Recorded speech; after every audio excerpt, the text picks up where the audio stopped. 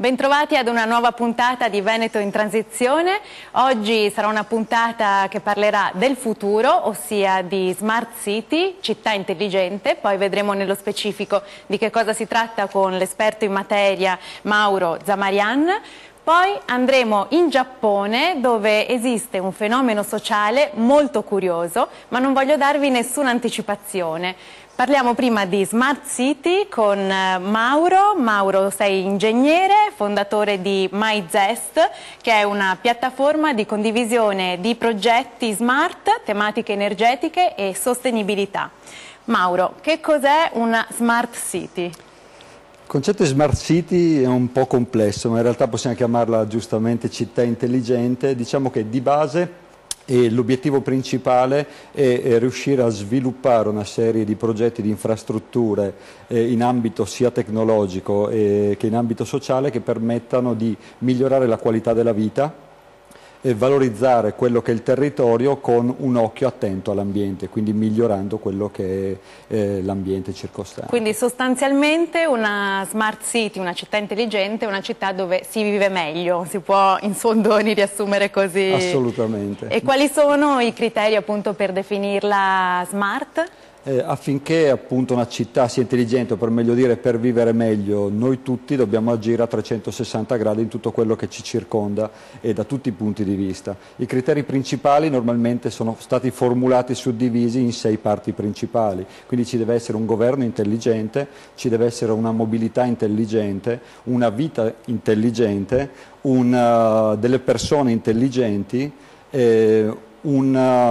economia intelligente e anche un ambiente intelligente. Entrando leggermente nello specifico, quando parliamo di governo intelligente dobbiamo pensare a un cambio di paradigma e quindi a un'amministrazione che sia semplificata, quindi non burocratica, che sia trasparente, facilmente utilizzabile anche dai cittadini e quindi comprensibile e direttamente utilizzabile, cercando anche di eliminare gran parte della parte cartacea per arrivare a una parte digitale, quindi molto più facile anche da raggiungere, diciamo, da remoto. Se noi consideriamo, andando avanti, quindi considerando il concetto magari di mobilità intelligente, sì, è un concetto che riguarda l'utilizzo in maniera appunto smart dei mezzi pubblici o anche dei mezzi privati. Muoviamoci meglio. Degli esempi pratici che riguardano anche le nostre città sono ad esempio il carpooling o il car sharing piuttosto che il bike sharing, ossia una condivisione di alcuni mezzi messi a disposizione della cittadinanza. Un cittadino utilizza il mezzo quando gli serve, fino a dove lo serve, dopodiché lo lascia agli altri. Beh, in effetti è una soluzione intelligente perché così si evitano ingorghi, traffico. Quindi... Esatto.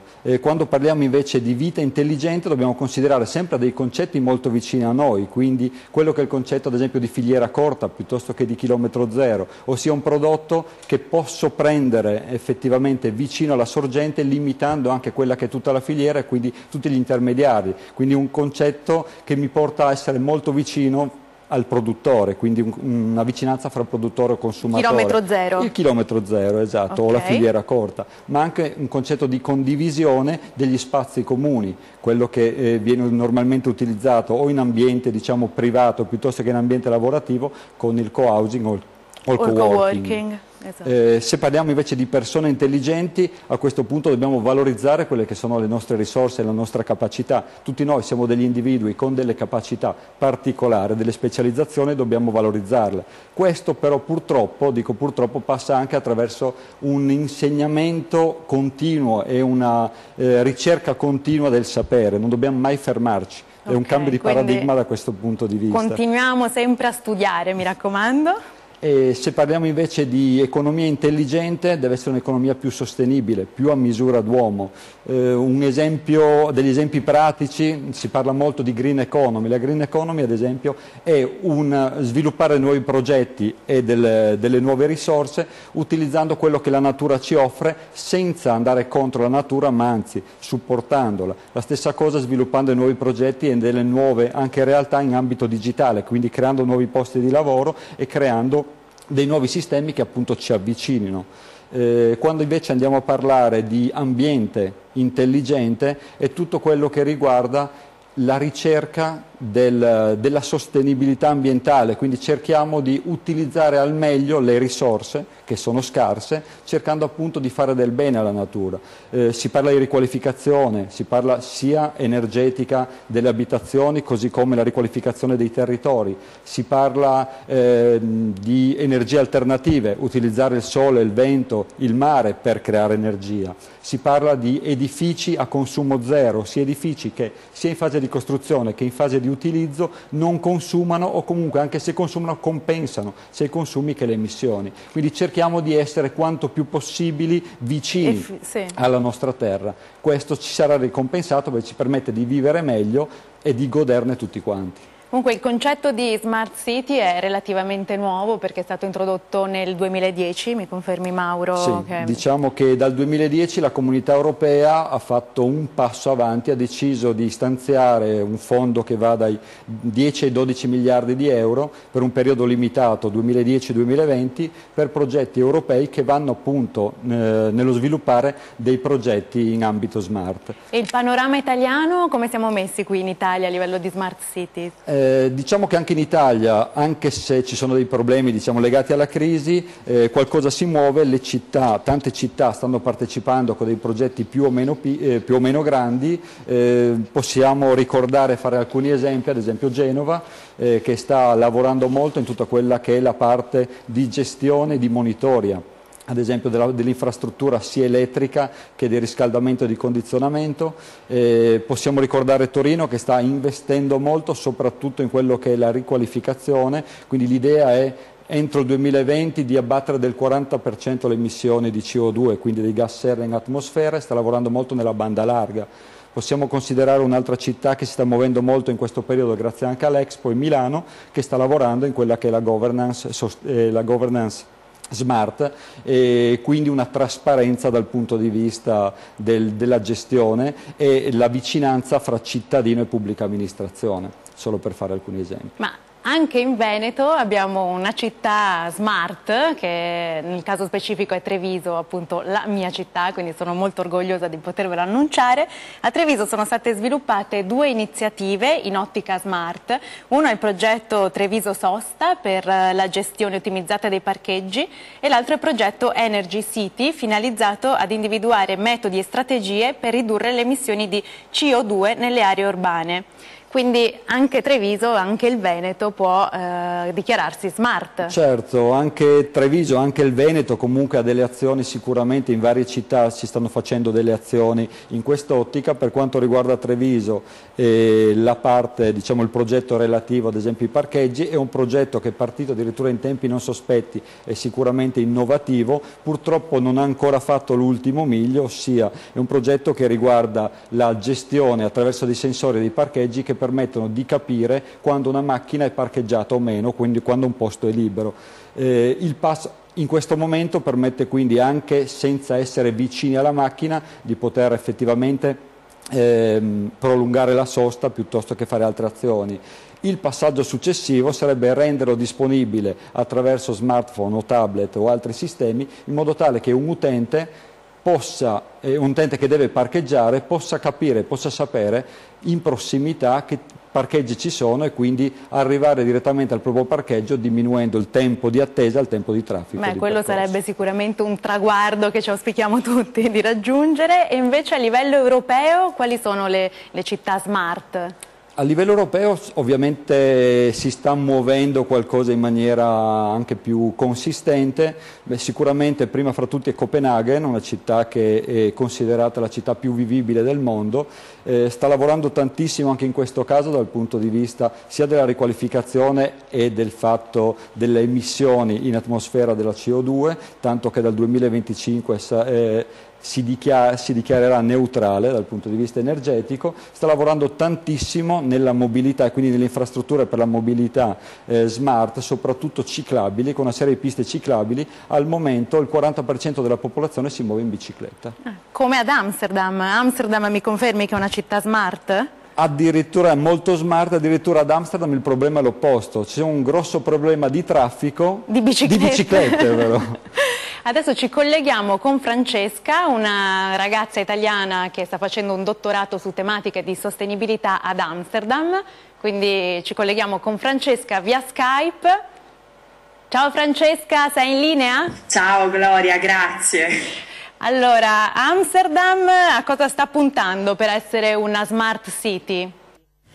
Diciamo hanno cercato di creare una smart city a vari livelli, quindi smart working, quindi lavoro sostenibile, smart living, quindi vivere sostenibile, smart mobility, quindi muoversi per la città in modo sostenibile, e poi smart public places, quindi creare l'ambiente, diciamo, che i cittadini vivono tutti i giorni, l'ambiente della città, renderlo smart e sostenibile. Quindi molte iniziative sono state rivolte per, diciamo, rendere la città smart in questi 4 aspetti. Vi devo interrompere, torniamo subito, lancio la pubblicità.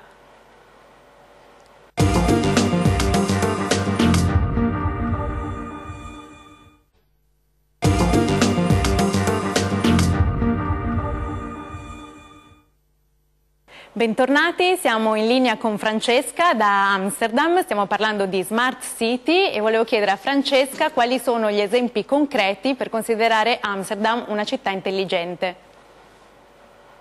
Sì, ci sono degli esempi concreti, quindi interessante è il caso per esempio della Smart Street, che è una strada di Amsterdam che si chiama Utrechtstraat, di negozi, insomma, molto frequentata dai cittadini, che è stata, diciamo, resa smart nel senso che tutti i negozianti sono stati coinvolti per creare un public space più smart, quindi efficienza energetica, sviluppo di, diciamo, arredamento urbano sostenibile, e altre iniziative per rendere smart questo particolare luogo della città.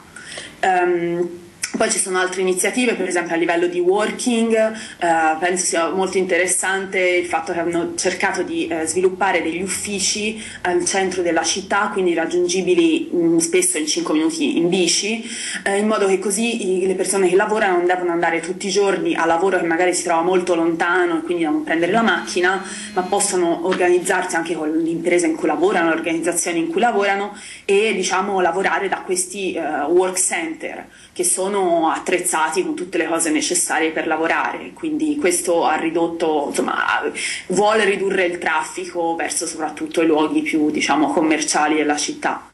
Quindi il bilancio della vita ad Amsterdam è positivo? È molto positivo, sì. Vivere in una smart city rilassa, rende meno, diciamo, arrabbiati quando si esce di casa la mattina e rende anche più felici di vivere la città in un modo più diverso, insomma, e sostenibile, sì. Mi sa che ci trasferiremo tutti ad Amsterdam dopo questo intervento. Grazie. Ciao! Ciao! Tokyo invece come è considerata? Una città tecnologica sicuramente, ma si può dire anche smart? Beh, Tokyo sta sicuramente lavorando molto dal punto di vista tecnologico. La gestione degli spazi probabilmente crea alcuni problemi di convivenza, però è sicuramente all'avanguardia da tanti punti di vista. Perché adesso ci spostiamo a Tokyo con Karma, che è appunto un documentarista che è stato in Giappone e ha raccontato una realtà veramente curiosa. Ossia, vuoi dirlo tu, Karma? Sì. Dunque, a Tokyo, in tutto il Giappone, ma in realtà non solo, ci sono agenzie dove si possono noleggiare delle persone. Quindi amici per chi non ha amici. Cioè se io non ho un amico, vado da questa agenzia, mi affitto un compagno di una serata o addirittura una comitiva. Esatto, quindi non so, vuoi andare al cinema e non sai con chi andare, noleggi un amico. Vuoi fare shopping, noleggi un'amica che ti accompagna a fare lo shopping. Oppure la seconda declinazione di questo fenomeno riguarda, diciamo, l'apparenza. Cioè, per esempio, un matrimonio, se lei ha più amici di lui noleggia un po' di amici, e quindi al matrimonio ci saranno una decina di persone che fanno finta di essere amici suoi, che si raccontano aneddoti sull'infanzia passata assieme, e però in realtà non si sono appena conosciuti. Vediamo il trailer prima di continuare a conoscere questo argomento veramente bizzarro.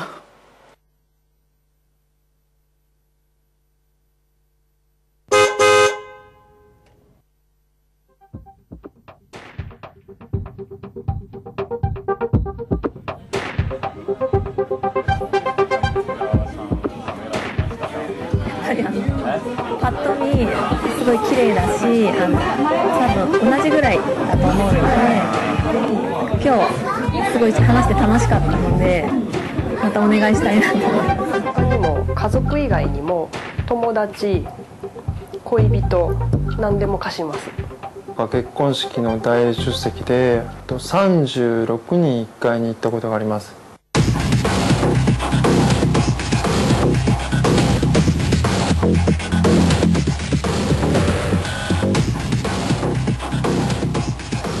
そういう人をレンタル、そういったことをするのはいいことかなと思ってます。寂しいって気持ちと、そのぶつかって怖いとか、演じてる時は本当にお父さんになったような気持ちになって、今までの友達とか今までの家族、伝統的な家族とか友達といったものがうまく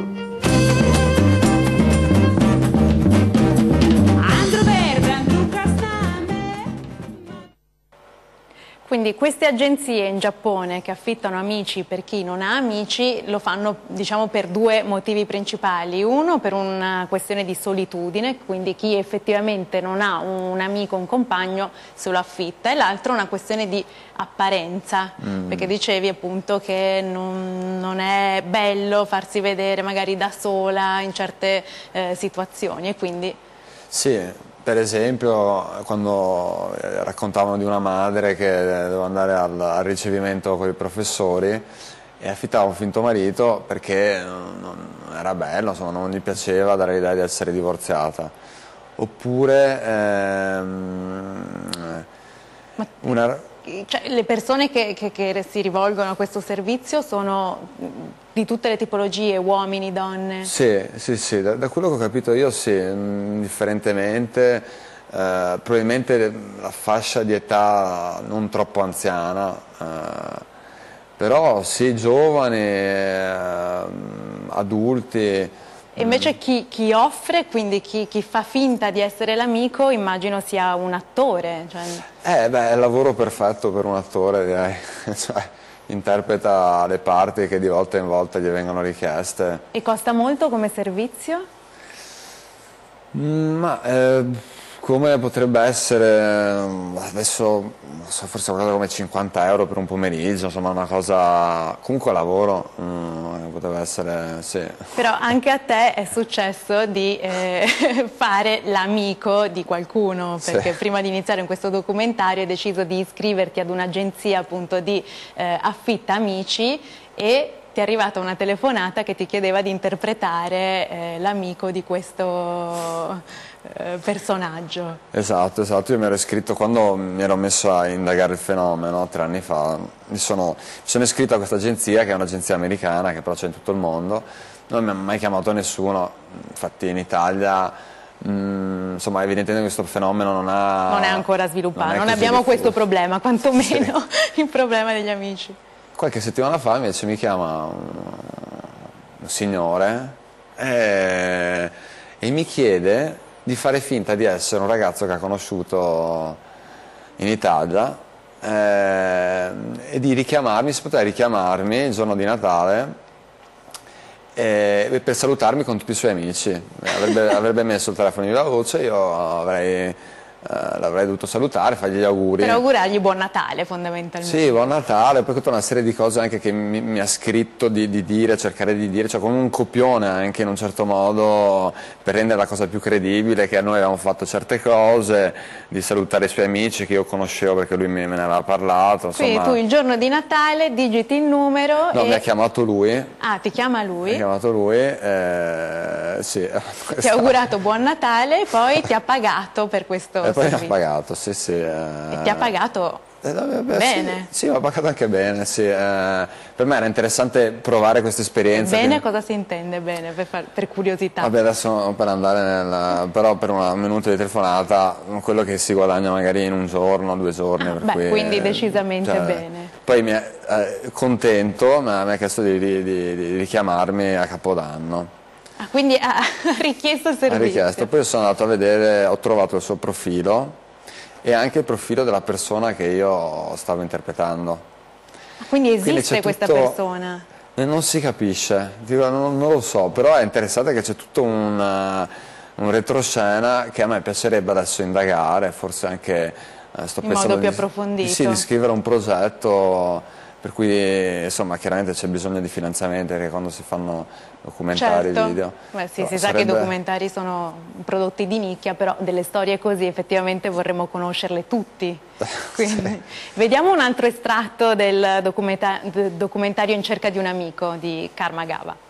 披露宴の代理出席に来てくれないかというお話をいただいて、それは新郎さんの、友人として当日その披露宴でスピーチをしてほしいというふうに頼まれました、スピーチを初めて会った新郎さんに対してそれで、写真が亡くなった方の写真があるので、遺影に向かって、ご挨拶をさせていただいて、でただお葬式の場合にはおじいちゃんが亡くなって、そのお孫さんの役としてスタッフを出してくれっていうのがありました。友達との会話の中で、今度、彼氏に会わせてよと、言われた女の子がいます。でただ実際にその女の子には彼氏はいなくて、彼氏の代わり、をしてくださいと、いうことで、彼氏のふりをして、疑似ボーイフレンドをしたことはあります。絶対にバレないように、バレないこれね、相手のプロフィールなどを全て暗記していきます。キャラクターを作って、会いに行ってます。なので例えばそのお客様は私が母であり娘がいることを知りません。È stato difficile filmare queste realtà, accedere a queste persone? No, sono stati molto disponibili, a parte una ragazza che ha voluto essere oscurata, però gli altri anzi volevano quasi farsi pubblicità, insomma. Quindi lo vivono in modo naturale? Questa... Sì, per loro è un lavoro, insomma un servizio come altri, e una cliente anche si è lasciata intervistare. Abbiamo oscurato il volto, però ha raccontato appunto la sua esperienza. Sì. Ma questo fenomeno lo possiamo definire smart o poco smart? Direi poco smart. Anch'io direi poco smart.